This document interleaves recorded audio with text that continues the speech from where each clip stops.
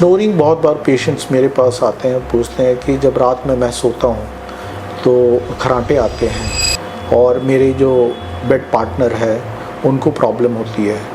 तो मैं ये बताना चाहता हूँ कि स्नोरिंग जो है एक नॉर्मल प्रक्रिया नहीं है। एक व्यक्ति अपने नाक से सांस नहीं ले पा रहा है, वो मुंह खोल करके सांस लेता है तो स्नोरिंग की प्रॉब्लम शुरू होती है और ये नॉर्मल चीज़ नहीं है। अगर किसी व्यक्ति को स्नोरिंग का प्रॉब्लम है, स्लीप डिस्टर्बेंसेस है, तो पक्का इसको जो है आप दिखाइए एक ENT सर्जन को, इसका डिटेल में जांच कराइए और सही इलाज कराइए।